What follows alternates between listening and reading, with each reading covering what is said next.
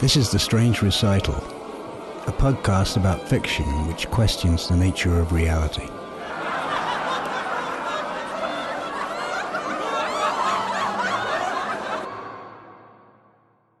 In the beginning, sometimes I left messages in the street. Somebody is living in the Louvre, certain of the messages would say, or in the National Gallery. Naturally, they could only say that when I was in Paris or in London. Somebody is living in the Metropolitan Museum, being what they would say when I was still in New York. Nobody came, of course. Eventually, I stopped leaving the messages. To tell the truth, perhaps I left only 3 or 4 messages. I have no idea how long ago it was when I was doing that. If I were forced to guess, I believe I would guess 10 years. Possibly it was several years longer ago than that, however. And of course I was quite out of my mind for a certain period too, back then. I do not know for how long a period, but for a certain period. Time out of mind, which is a phrase I suspect I may have never properly understood, now that I happen to use it. Time out of mind meaning mad, or time out of mind meaning simply forgotten? But in either case, there was little question about that madness. As when I drove that time to that obscure corner of Turkey, for instance, to visit at the site of ancient Troy, and for some reason wished especially to look at the river there that I had read about as well, flowing past the citadel to the sea.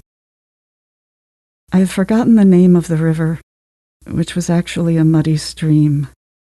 And at any rate, I do not mean to the sea, but to the Dardanelles, which used to be called the Hellespont. The name of Troy had been changed too, naturally. Hizarlik being what it was changed to. In many ways, my visit was a disappointment, the site being astonishingly small. Like little more than your ordinary city block and a few stories in height, practically.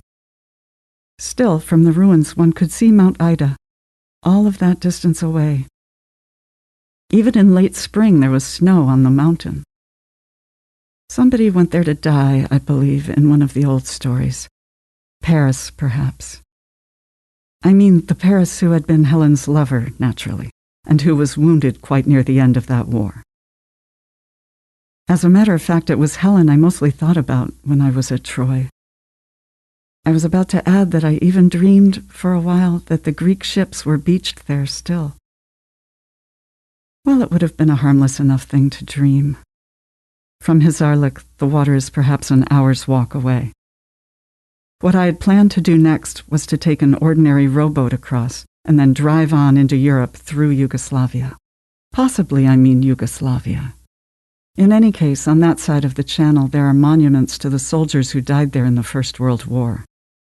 On the side where Troy is, one can find a monument where Achilles was buried so much longer ago. Well, they say it is where Achilles was buried. Still, I find it extraordinary that young men died there in a war that long ago, and then died in the same place 3,000 years after that. But be that as it may, I changed my mind about crossing the Hellespont, by which I mean the Dardanelles. What I did was pick out a motor launch and go by way of the Greek islands and Athens instead. Even with only a page torn out of an atlas instead of maritime charts, it took me only 2 unhurried days to get to Greece. A good deal about that ancient war was doubtless greatly exaggerated.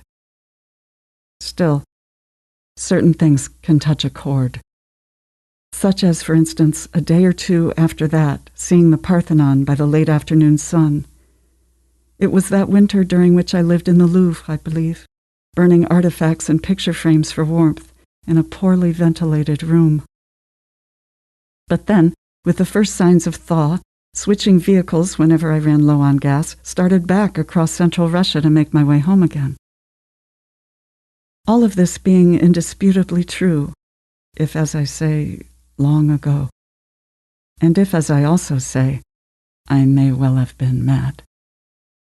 Then again, I am not at all certain I was mad when I drove to Mexico before that. Possibly before that. To visit at the grave of a child I had lost, even longer ago than all of this, named Adam. Why have I written that his name was Adam? Simon is what my little boy was named. Time out of mind, meaning that one can even momentarily forget the name of one's only child, who would be 30 by now? I doubt 30. Say 26 or 27. Am I 50 then? There is only one mirror here in this house on this beach. Perhaps the mirror says 50. My hands say that. It has come to show on the backs of my hands. Conversely, I am still menstruating. Irregularly, so that often it will go on for weeks, but then will not occur again until I have almost forgotten about it. Perhaps I am no more than 47 or 48. I am certain that I once attempted to keep a makeshift accounting, possibly of the months, but surely at least of the seasons. But I do not even remember any longer when it was that I understood I had already long since lost track. Still, I believe I was soon going to be 40, back when all of this began.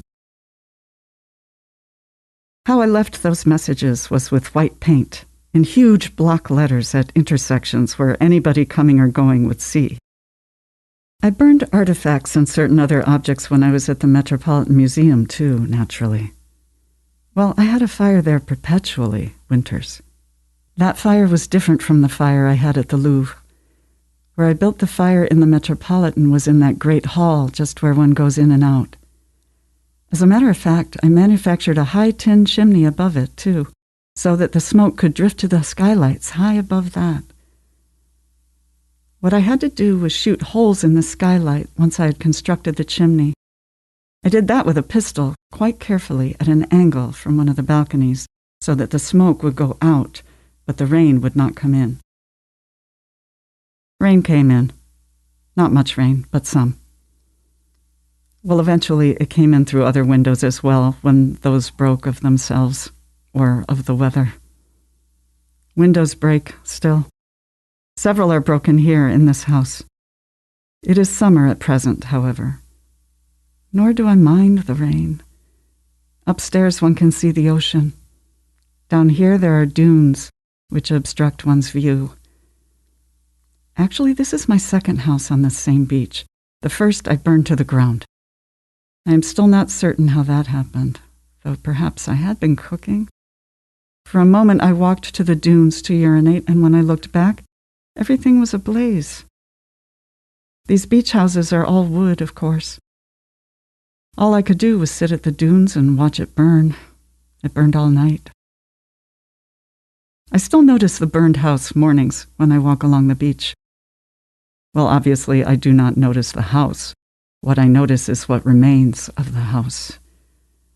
One is still prone to think of a house as a house, however, even if there is not remarkably much left of it. This one has weathered fairly well, come to think about it. The next snows will be my third here, I believe. Probably I should compose a list of where else I have been, if only for my own edification. I mean, beginning with my old loft in Soho before the Metropolitan, and then my trips. Although doubtless I have lost track of a good deal of that by now as well. I do remember sitting one morning in an automobile with a right-hand drive and watching Stratford-on-Avon fill up with snow, which must surely be rare. Well, and once that same winter being almost hit by a car with nobody driving it, which came rolling down a hill near Hampstead Heath. There was an explanation for the car coming down the hill with nobody driving it. The explanation having been the hill, obviously. That car, too, had a right-hand drive, although perhaps that is not especially relevant to anything. And in either case, I may have made an error earlier when I said I left a message in the street saying that somebody was living in the National Gallery.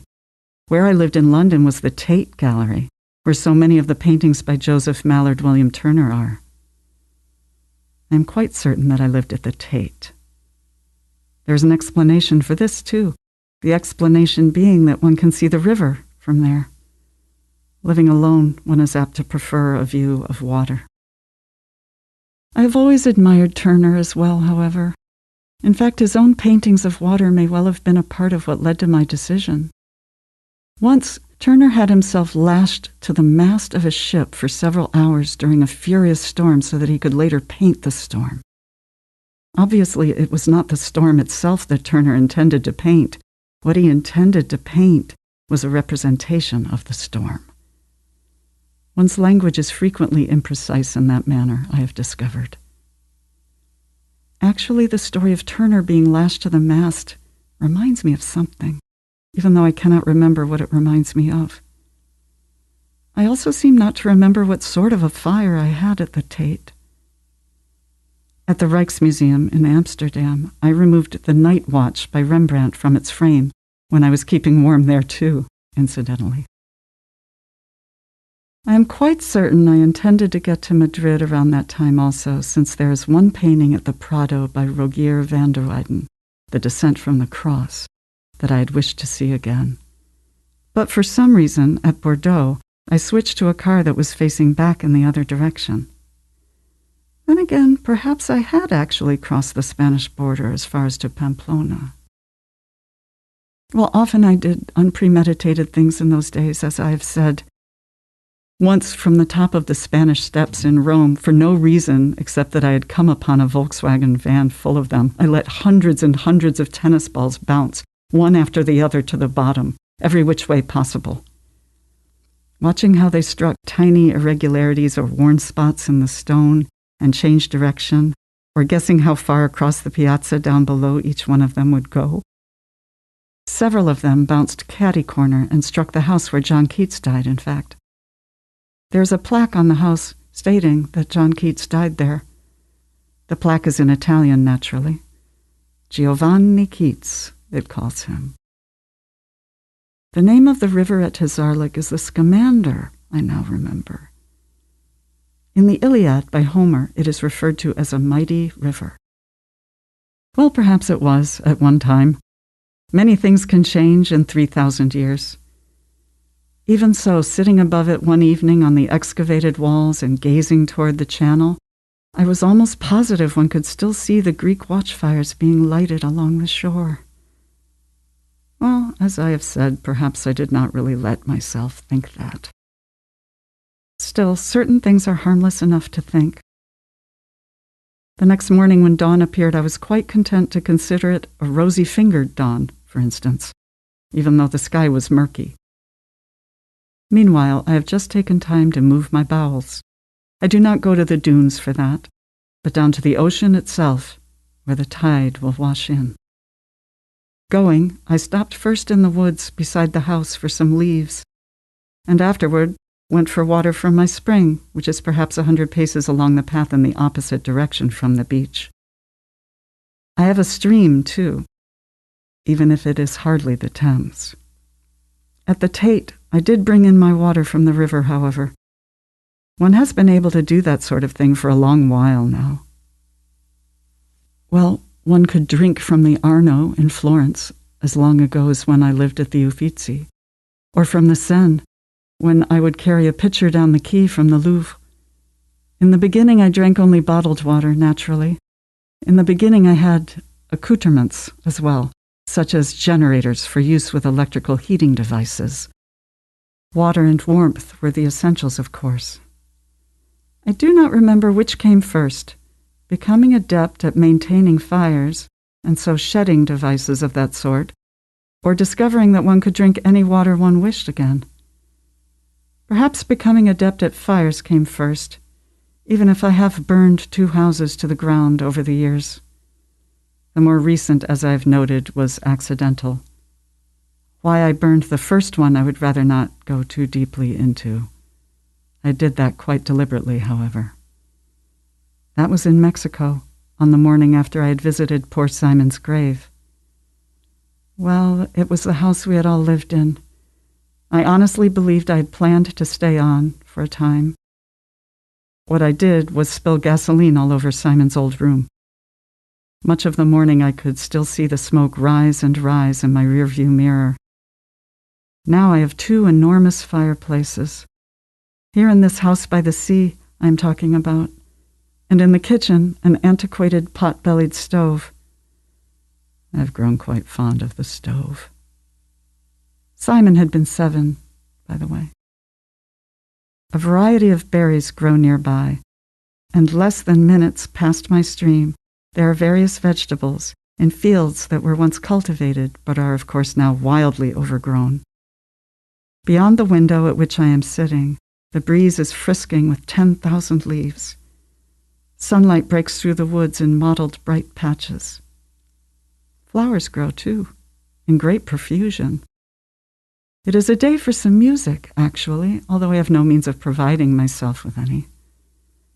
For years, wherever I was, I generally did contrive to play some, but when I began to get rid of devices, I had to give up the music as well. Baggage, basically, is what I got rid of. Well, things. Now and again one happens to hear certain music in one's head, however. Well, a fragment of something or other in any case. Antonio Vivaldi, say, or Joan Baez singing. Not too long ago I even heard a passage from Les Troyens by Berlioz. When I say heard, I am saying so only in a manner of speaking, of course. Still, perhaps there is baggage after all, for all that I believed I had left baggage behind, of a sort. The baggage that remains in one's head, meaning remnants of whatever one ever knew, such as the birthdays of people like Pablo Picasso or Jackson Pollock, for instance, which I am convinced I might still recite if I wished.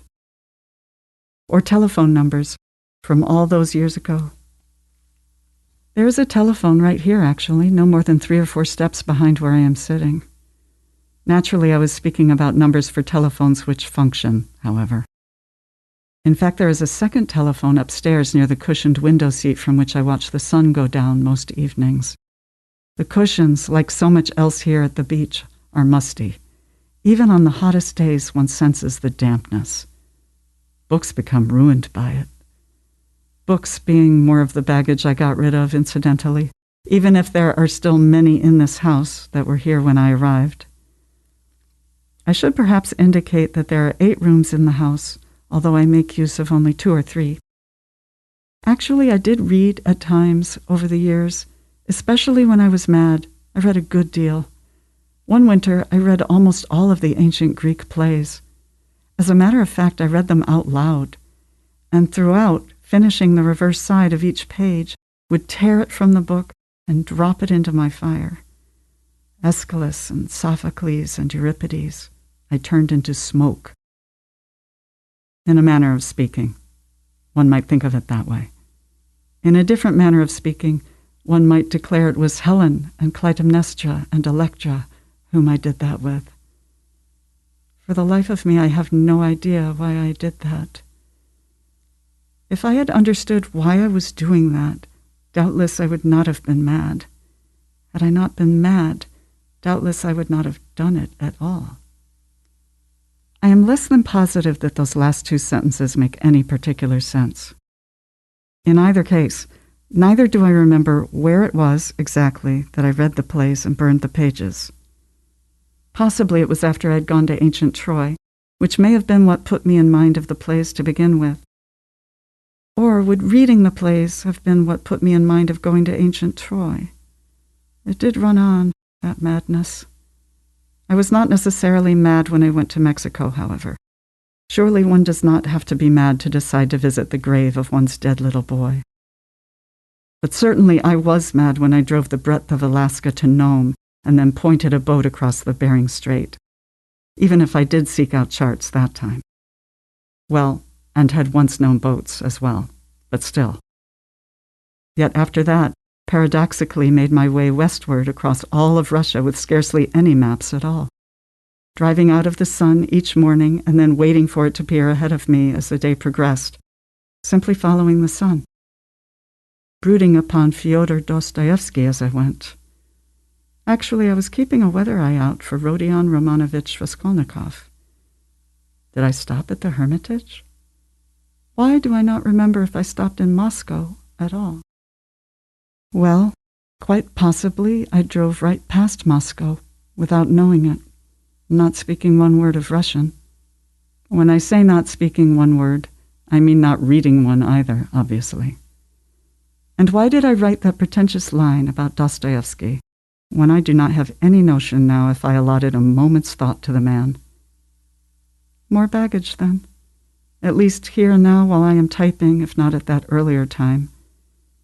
As a matter of fact, when I docked the launch after the last island and went hunting for an automobile again, I was possibly even surprised that they had Russian printing on their license plates, having half imagined that I ought to be in China. Though it strikes me at only this instant that one possesses certain Chinese baggage too, of course.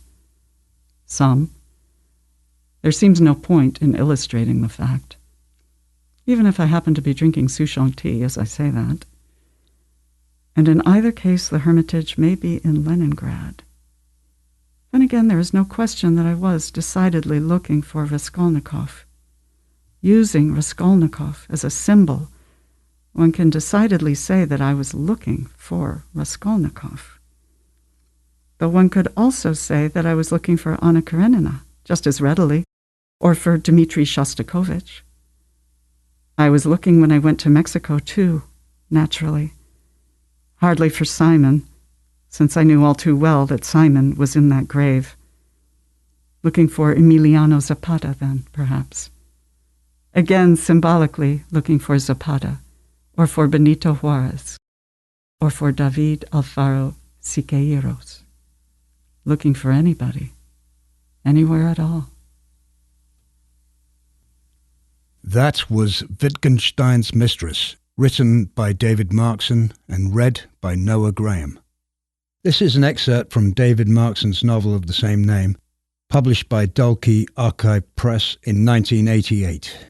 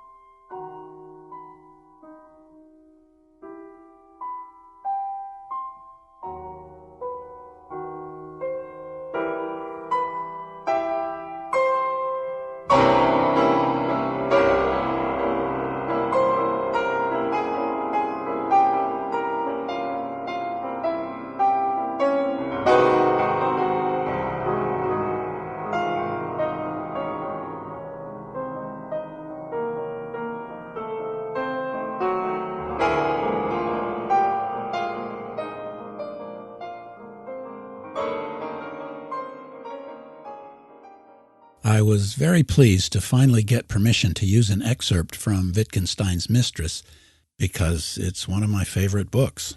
When I read it, I find myself smiling, but not because of humor. I think I would call it aesthetic pleasure. The voice of the woman who narrates it is perfectly crafted to be both realistic as inner monologue or conversational self-talk, but it's also sophisticated, philosophical, precise, witty. It's emotionally restrained, but builds up to real impact by the end. So I know that I'm encountering the mind of an accomplished artist because beneath the character voice is, of course, David Markson himself. Yes, I know you've been trying for a long time to get permission for us to feature this story. And now, after a couple of years, success just came out of nowhere. It took me completely by surprise. I don't know anything about David Markson, other than that he had a lot of trouble getting this book published, and that he may have lived in Greenwich Village. Do you know anything more? Well, a little, most of which I learned when I gave him some homage in my story Barney Rudolph, Right. which we featured on the podcast in 2018. He published a dozen novels, taught at Columbia and the New School, and yes, he was a long-time village resident. In fact, he willed his entire personal library to the Strand bookstore, which is near his apartment. He died in June 2010. A sad part of that story is that his body was found by his two children in his apartment several days after his death. But regarding this book, yes, it was rejected 54 times. Wow. Then, after being published by Dalkey Archive Press, it was hailed as a masterpiece. So that's the publishing world for you. Well, nothing really makes sense in the realm of human opinion, but that's probably just as well. Too much sense might be more than enough. What interests me about this story is the way it unfolds. Because we've just heard it beautifully read by Noah Graham, we know that the monologue is the voice of a woman. Mm-hmm. But reading the text, it took me a while to make that connection. And then as she visits different artistic establishments across the world, it becomes apparent that there's no one else around. Yep. Is she mad? Is she really the last living human? Or does she just think she is? Exactly. There's no answer to that question, which is perfect, in my opinion. It refutes the so-called rules of storytelling, especially to those who think in genre terms. Is this some sort of near-future dystopian novel that failed because it has no plot? Hardly. It's a philosophical exercise that explores ideas like the deep subjective aloneness of every one of us, or the way that one's entire consciousness or self may be made up of the cultural references to which you've given your attention. The whole novel is a question about what is reality, and the only answer is, we don't know. Well, here we are talking about this book, and I have to confess I haven't read it. At least, not all of it. Yet. That's quite like real life, isn't it? Talking about a book one hasn't read. I think I might put it under my pillow while I sleep. Have you ever tried that? I probably did that when I was about 12, and I didn't want my mother to find the sexy adult paperback I was reading. I wonder what it did to my mind. I won't comment on that. Not in public. But, you know, the meaning contained in words is latent, just waiting to be absorbed. And that doesn't have to be just by reading. I kept The Fatal Shore by Robert Hughes under my pillow for a couple of weeks once, and I was able to absorb the whole meaning of the book. It was amazing. It's about Australia. Yes, so I heard. Maybe you could loan me your copy and I'll try it tonight. Okay, I have to find it. But back to Wittgenstein's Mistress. The woman in the story, or Markson's female persona, seems to light a lot of fires. She burns down a couple of houses and she has fires in various international art museums. I'm wondering what that says about Markson's relationship to art, if anything. What do you think? I hadn't thought of that.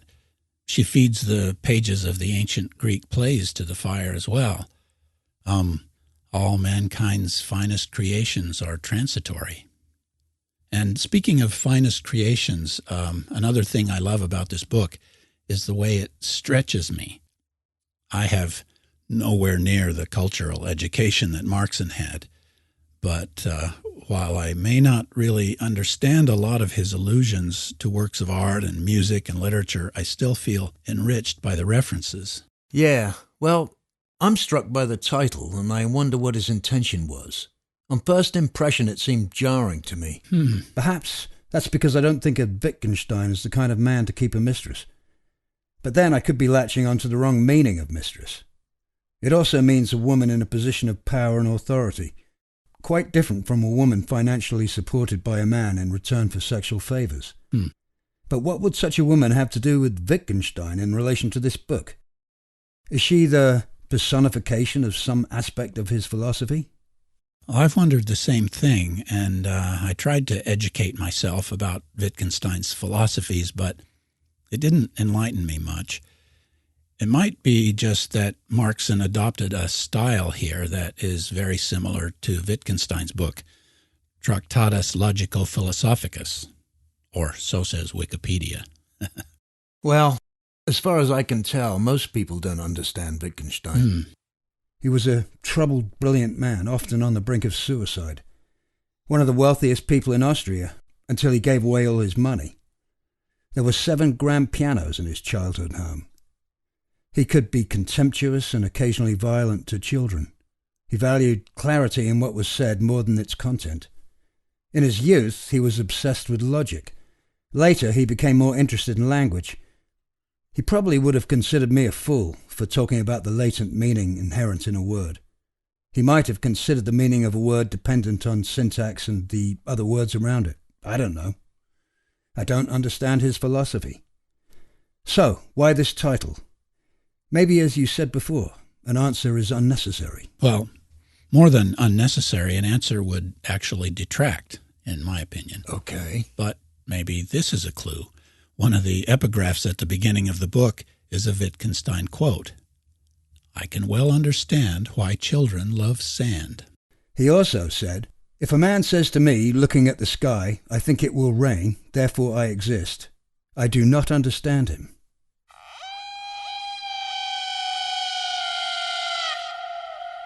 This is The Strange Recital on the web at thestrangerecital.com. The music on this episode was from the Sonata in F minor by Johannes Brahms. This is episode 21051. I'm off to burn some art.